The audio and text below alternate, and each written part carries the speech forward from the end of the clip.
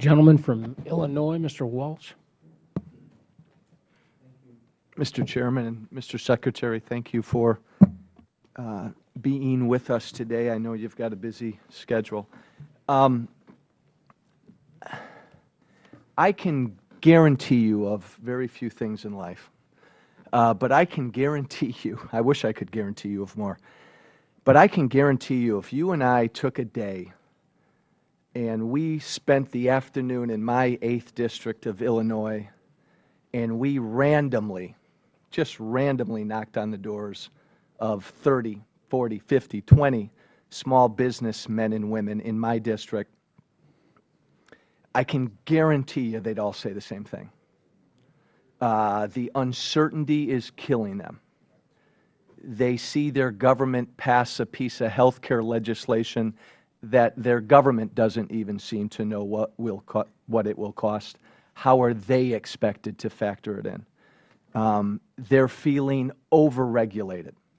And they're feeling that there's huge trepidation about regulations they see coming down the pike. I can guarantee you if you and I knocked in my district on the doors of 5 small and community banks or 10, they'd all say the same thing. Government regulations are tying our hands. That's why we're not able to lend. I love listening to you. I always learn something when I listen to you. But is it at all possible that all of those businessmen and women in my district and those bankers, are they all misguided when they say they're overregulated, they're scared, there's uncertainty, and everything, and again, let me just be pointed here as I close, everything they see coming out of this administration adds to their uncertainty and their fear, to all of them. I think I have a slightly different perspective, but I'll tell you my view. Absolutely, businesses, small businesses, are more uncertain about the future than they would have if you asked them the question in 2005. Absolutely. And the biggest concern they have, and the one they talk about the most, and this is what all the surveys say, not our surveys, is say their uncertainty is about how much demand for their products is going to grow. They put that at the top of the list. That's been true for years now, and that makes sense. It's sort of a natural thing because they're not going to invest or hire unless they have more confidence about what rate of growth and demand for their products are going to be. And even though we've had 18 months of growth, people understandably, given the pressures you're seeing in the economy today, gas prices, weather, Japan, a little concern about Europe, you see a few more headwinds now, so that's understandable.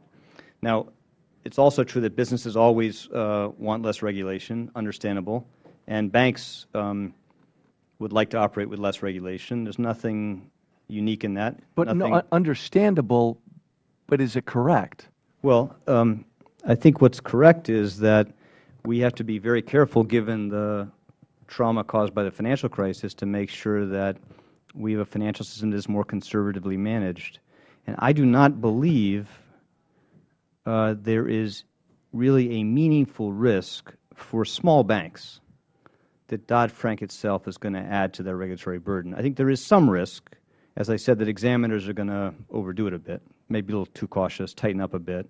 And that's something that I think the Chairman of the Fed, Chairman of the FDIC, other bank regulators are trying to lean against carefully, so there's more balance in that. But where there is concern about people overdoing the regulatory side, we'll take a careful look at that. But that's the way I would see it. And, you know, I know I haven't spent time in your district, but I spent a lot of time talking to people, and they say similar things. They say, banks say, we're not lending because we're regulators, which they often say. And we see businesses say we're more uncertain.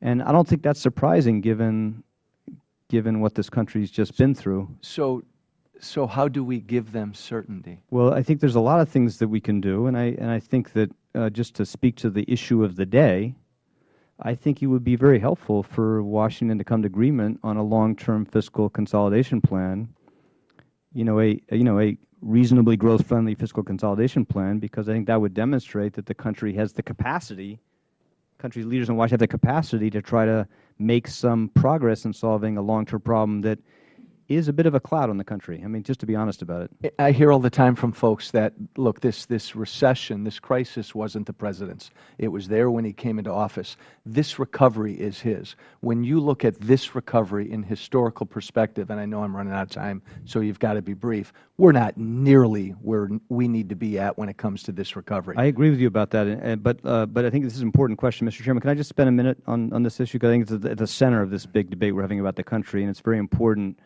to understand that so as we think about what we can do about it.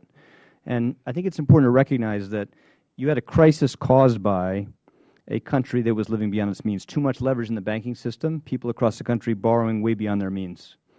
And when you have a crisis caused by that, then recoveries are necessarily, unavoidably slower. And why is that? When you build too many houses, you're going to have a long period where construction is weak. When people have to reduce the amount of debt they have to feel more secure about the future, they're going to spend less, be more cautious. When banks have to delever, so those create headwinds for the recovery that consign us to more moderate recoveries than we would normally have. Much more modest recovery is the reality we face today. The question is, how can we make it stronger? How can we make it better? And I think we can do things on the tax side by expanding exports, by doing a sensibly designed long-term fiscal plan, by being careful about the balance on regulations.